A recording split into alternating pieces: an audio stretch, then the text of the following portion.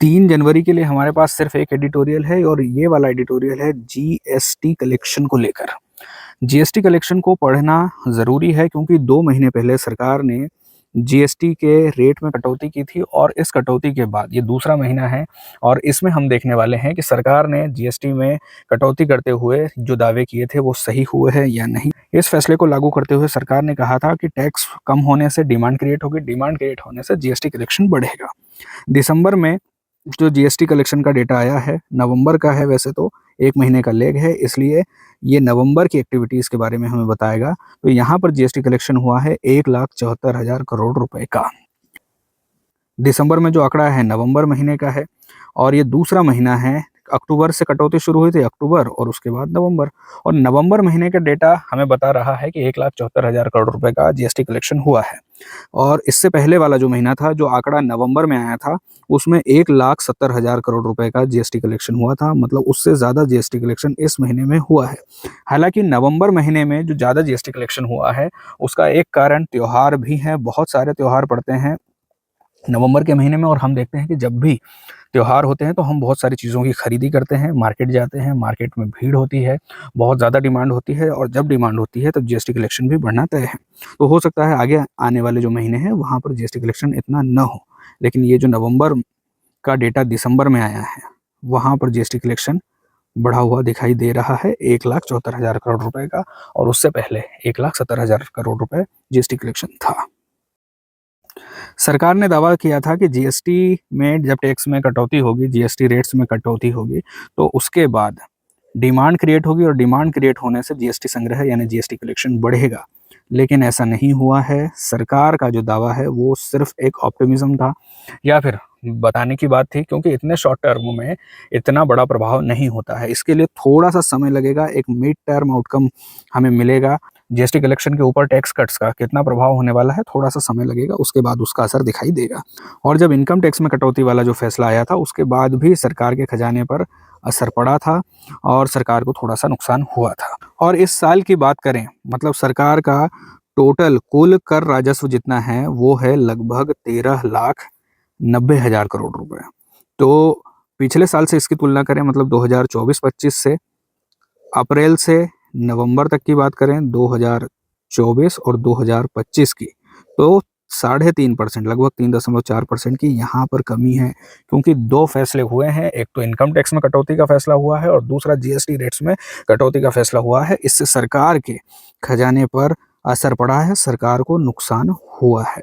हालांकि जब समय बीतेगा और इन कटौती का हमारी अर्थव्यवस्था पर एक पॉजिटिव असर दिखेगा, थोड़ा सा समय लगेगा, लेकिन हो सकता है कि एक अच्छा असर हमें दिखाई दे। बाकी आगे जो होना है वो फिर से हम पढ़ने वाले हैं।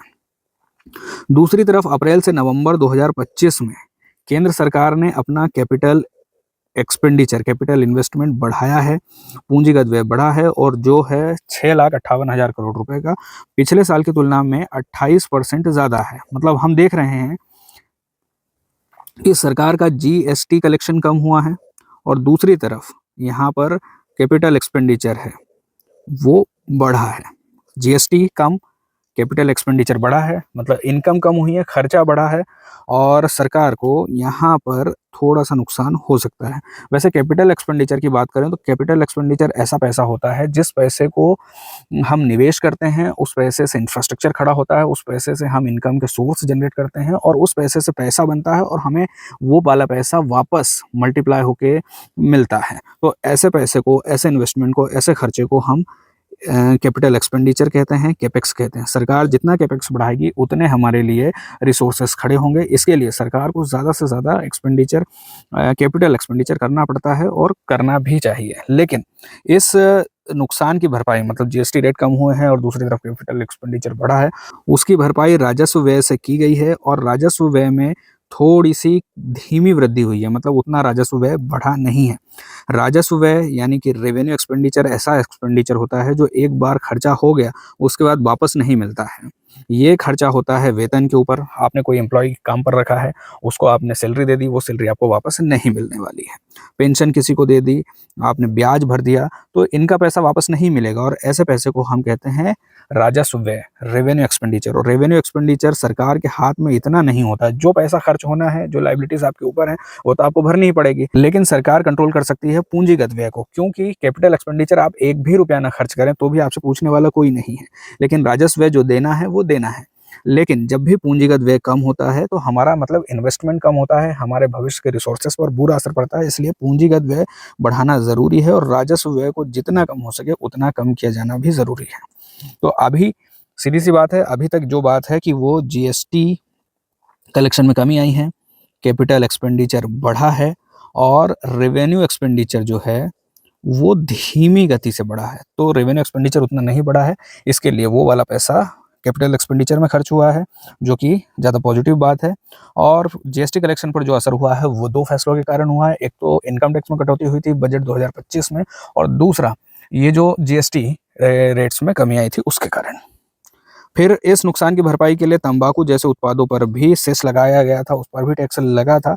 हालांकि ये टैक्स, ये वाले सेस जो हैं 1 फरवरी से लगने वाले हैं, तो अभी तक उसका असर दिखाई नहीं दे रहा है, उसका कलेक्शन अभी उतना नहीं है। अब जब भी ये सेस लगना शुरू होंगे, ये वाले टैक्स लगना शुरू होंगे, तब इसका भी पैसा सरकार को मिलेगा। ऊपर से थोक मुद्रास्फीति भी कम रही है, और जब भी इन्फ्लेशन कम होती है तो इन्फ्लेशन सीधा प्रभावित करती है जीएसटी कलेक्शन को, क्योंकि अगर इन्फ्लेशन कम हुआ है तो जीएसटी कलेक्शन भी कम होगा, क्योंकि जीएसटी लगता है किसी चीज़ की प्राइस पर, किसी प्रोडक्ट के प्राइस पर। मान लीजिए 100 रुपये का प्रोडक्ट है और 100 रुपये के प्रोडक्ट पे 18% का जीएसटी लगना है, तो 18 रुपये मिल जाएंगे। और अगर यही चीज़ सस्ती होकर 90 रुपये की हो जाती है तो यहाँ पर जीएसटी कलेक्शन भी कम होगा। तो इन्फ्लेशन का भी असर होता है जीएसटी के ऊपर, दोनों इंटरलिंक है। अगर प्रोडक्ट की प्राइस ज़्यादा है तो जीएसटी कलेक्शन भी ज़्यादा होगा, अगर सस्ती चीज़ें हैं तो उसका कलेक्शन भी कम होता है। और जब भी सरकार का टैक्स कलेक्शन कम होता है और उससे ज़्यादा खर्च हो जाता है तो सरकार को होता है नुकसान, और इस नुकसान को कहते हैं घाटा। तो ये घाटा मतलब राजकोषीय घाटा ज़्यादा होने की सरकार को उम्मीद है, ये जीएसटी कलेक्शन का इसके ऊपर भी असर पड़ेगा।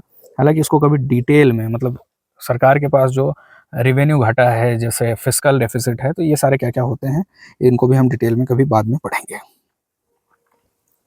अब सरकार के पास दो ही विकल्प हैं, एक तरफ टैक्स कम हो रहा है, टैक्स कलेक्शन कम हुआ है। अब टैक्स कलेक्शन कम हुआ है तो सरकार खर्चा भी कम कर दे। रेवेन्यू एक्सपेंडिचर तो खर्च होना ही है, मतलब जो लाइबिलिटीज हैं वो तो देनी ही है, ब्याज है देना है, सैलरी है देना है। लेकिन सरकार कैपिटल एक्सपेंडिचर में हाथ खींचकर जो नुकसान हुआ है जीएसटी कलेक्शन में, टैक्स कलेक्शन में, उसकी भरपाई कर सकती है। लेकिन कैपिटल एक्सपेंडिचर को रोकना हमारी अर्थव्यवस्था के लिए ठीक नहीं होगा। तो सरकार के पास दो विकल्प है, या तो पूंजीगत व्यय में कटौती करे, या फिर जो अपने राजकोषीय लक्ष्य हैं कि घाटा कम रखना है। सीधी सी बात है, राजकोषीय लक्ष्य का जब भी बात आएगी तो उसमें घाटा ही होता है। तो घाटे को कम रखना है या ज़्यादा रखना है, जितनी हमने जो सीमा पहले से तय की है उससे अगर ज़्यादा नुकसान झेल लेना है तो राजकोषीय लक्ष्यों से सरकार चूक सकती है। और सरकार के पास दो विकल्प हैं, या तो अपने राजकोषीय लक्ष्य से चूक जाए या फिर कैपिटल एक्सपेंडिचर कम करें।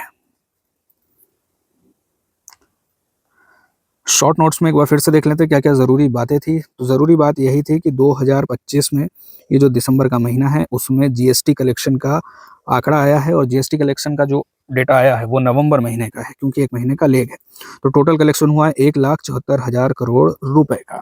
जितनी उम्मीद थी उतना टैक्स कलेक्शन नहीं हुआ है, क्योंकि असर है जो नई टैक्स रेट है उसका भी और नया जीएसटी रेट है उसका भी। डिमांड बढ़ने की जगह है लोगों ने बचाना और कर्जा चुकाने में पैसे का उपयोग किया है। डिमांड उतनी नहीं बढ़ी है, सरकार ने जितनी उम्मीद की थी, तो उसका भी जीएसटी के ऊपर असर दिखाई दे रहा है।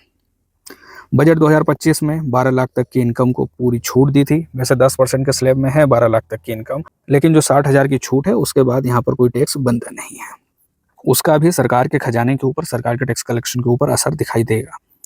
और अभी तक जो राजस्व है नवंबर के महीने तक वो है 13,90,000 करोड़ रुपए, जो पिछले साल से लगभग 3.5% कम है, 3.4% कम है। तो ये प्रभाव दिखाई दिया है सरकार के दो फैसलों का, और सरकार ने जो अनुमान लगाया था कि डिमांड क्रिएट होगी और जीएसटी कलेक्शन बढ़ेगा वो नहीं बढ़ा है। पूंजीगत व्यय की बात करें तो पूंजीगत व्यय बढ़ा है 6,58,000 करोड़ रुपए का। अभी तक अप्रैल से नवंबर 2025 के बीच में सरकार कैपिटल एक्सपेंडिचर कर चुकी है। अर्थव्यवस्था के लिए अच्छा है, इसका असर आने वाले समय में दिखेगा, क्योंकि जब भी हम कहीं पर निवेश करते हैं उसका तुरंत हमें लाभ नहीं मिलता, तुरंत फायदा नहीं मिलता है, तो इसका फायदा आगे मिलेगा। लेकिन अभी सरकार इस कैपिटल एक्सपेंडिचर के कारण अपने राजकोषीय लक्ष्यों से चूक सकती है, थोड़ा सा नुकसान हो सकता है।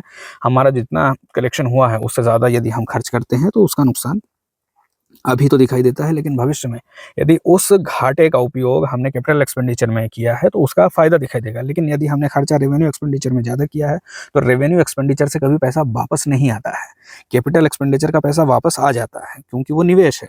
तो ज़रूरी है कैपिटल एक्सपेंडिचर ज़्यादा से ज़्यादा किया जाए और रेवेन्यू एक्सपेंडिचर कम किया जाए। रेवेन्यू एक्सपेंडिचर में इस बार हल्की सी वृद्धि हुई है, और जो वृद्धि नहीं हुई है, मतलब रेवेन्यू एक्सपेंडिचर नहीं बढ़ा है, इसका थोड़ा सा फायदा हमें मिल सकता है, क्योंकि खर्चा कम हुआ है, सीधी सी बात है। सरकार राजस्व बढ़ाने के लिए कोशिश कर रही है, जैसे तंबाकू, पान मसाला और जो लग्जरीज आइटम है उन पर टैक्स लगाकर, लेकिन इसका फायदा अभी दिखाई नहीं दे रहा है। जब से टैक्स लगना शुरू होंगे, कलेक्शन दिखेगा, उसके बाद से दिखेगा। इन्फ्लेशन कम रहा है और उसका असर भी दिखाई देता है जीएसटी कलेक्शन के ऊपर। जीएसटी कलेक्शन 2025 के दिसंबर महीने की बात करें, जो कि आंकड़ा 2025 के नवंबर महीने का है, उसमें 1,74,000 करोड़ रुपए का कलेक्शन हुआ है। इससे पहले वाले महीने में 1,70,000 करोड़ रुपए का कलेक्शन हुआ था। इस बार कलेक्शन बढ़ा है पिछले महीने की तुलना में, और अगर इसी महीने में, मतलब दिसंबर 2025 के आंकड़े को दिसंबर 2024 के आंकड़े से हम कंपेयर करें तो 6.1% ज़्यादा कलेक्शन हुआ है। मतलब ईयर ऑन ईयर कंपेयर करने पर कलेक्शन बढ़ा हुआ दिखाई दे रहा है। पिछले महीने से तुलना करने पर भी कलेक्शन बढ़ा हुआ दिखाई दे रहा है। लेकिन अप्रैल से नवंबर तक जो टोटल कलेक्शन है उसमें 3.5% की कमी है। इसके बाद जो दिसंबर महीने का नेट जीएसटी रेवेन्यू है, मतलब 1,74,000 करोड़ रुपए पूरे सरकार को नहीं मिलने वाले हैं, क्योंकि इसमें से रिफंड होंगे, इसमें से रिबेट्स होंगी, और उसके बाद बचेगा 1,45,570 करोड़ रुपया सरकार के पास। पिछले महीने की तुलना में ज़्यादा ही है, थोड़ा सा ज़्यादा है, उतना ज़्यादा नहीं है, लेकिन पिछले साल की तुलना में, पिछले महीने की तुलना में नेट जीएसटी कलेक्शन 1,74,000 करोड़ रुपए का। उसके बाद नेट जीएसटी कलेक्शन रिबेट्स और छूट सब देने के बाद, रिफंड देने के बाद 1,45,000 करोड़ रुपया बचेगा। और उसके बाद जो डोमेस्टिक जीएसटी रेवेन्यू है वो पिछले साल की तुलना में हल्का सा ही बढ़ा है। मतलब पिछले साल के इसी महीने में 1,71,000 डोमेस्टिक जीएसटी रेवेन्यू कलेक्ट हुआ था, और इस बार 1,22,574 करोड़ रुपए GST revenue, domestic GST revenue collect हुआ है। अब होता क्या है, इसको हम इस तरह से समझ सकते हैं कि ये सरकार है, सरकार के पास जीएसटी का पैसा आता है। जीएसटी का पैसा सरकार के पास आता है, कहाँ से आता है? अगर लोग खरीदारी करेंगे, तो खरीदारी करेंगे तो उसके बाद सरकार को टैक्स मिलेगा। मतलब आपने 100 रुपए की चीज़ खरीदी, उस पर जितना भी परसेंट होगा उतना परसेंट सरकार को मिल जाएगा। तो यहाँ पर एक सवाल है कि आप जो चीज़ें खरीदते हैं वो बनी कहाँ पर है? तो ये या तो हो सकता है कि भारत में बनी हो, या फिर हो सकता है कि विदेश में बनी हो। भारत में जब ये चीज़ें बनती है और भारत में बनी हुई चीज़ें भारत में बिकती हैं, तो उस पर भी टैक्स कलेक्ट होता है, और जो विदेश से इंपोर्ट होता है उस पर भी टैक्स लगता है। तो विदेश से जो आती हैं चीज़ें उस पर आईजीएसटी लगता है, और भारत में सीजीएसटी और एसजीएसटी। तो यहाँ पर इनमें अंतर करना ज़रूरी है। पूरा पैसा जो जीएसटी का हमारी सरकार के पास कलेक्ट हुआ है, ज़रूरी नहीं कि उसने डिमांड हमारे देश के अंदर क्रिएट की हो, ज़रूरी नहीं कि वे सारी चीज़ें हमारे देश में बनी हों। ऐसा हो सकता है कि कुछ चीज़ें जो हम खरीदते हैं उसका पैसा सरकार को मिलता है, जीएसटी का पैसा सरकार को मिलता है, लेकिन विदेशों से आती है, तो बिक्री हो रही है विदेश में और खरीद कर रहे हैं हम, और सरकार को मिल रहा है पैसा। तो ज़रूरी नहीं कि पूरा का पूरा पैसा भारतीय मार्केट में भारतीय प्रोड्यूसर को, भारतीय उत्पादकों को ही उसका फ़ायदा मिले। तो यहाँ पर इसलिए कहा जा रहा है कि जो डोमेस्टिक रेवेन्यू है जीएसटी का, मतलब हमारे देश में बनी हुई चीज़ों पर जो जीएसटी लगा है वो 1,22,000 करोड़ रुपए है, 1,22,574 करोड़ रुपए। और जो विदेशों में, मतलब इंपोर्ट की गई चीज़ों पर जो लगा है जीएसटी, वो है 51,977 करोड़ रुपए। जो इंपोर्ट वाली चीज़ें हैं उनमें तो 19.7%, मतलब इंपोर्ट पर जो जीएसटी लगा है उसमें 19.7% की ग्रोथ हुई है, वृद्धि हुई है। लेकिन हमारा जो डोमेस्टिक जीएसटी रेवेन्यू है उसमें सिर्फ 1.2% की ही वृद्धि दिखाई दे रही है। तो इसे भी समझना ज़रूरी है। बस इतना ही था। जीएसटी कलेक्शन कितना हुआ है, total GST collection, net GST collection, domestic GST revenue और ग्रॉस इंपोर्ट रेवेन्यू। तो ये सारी चीज़ें यहाँ से हमें पता चलेंगी। आज के लिए इतना ही, कल फिर मिलेंगे।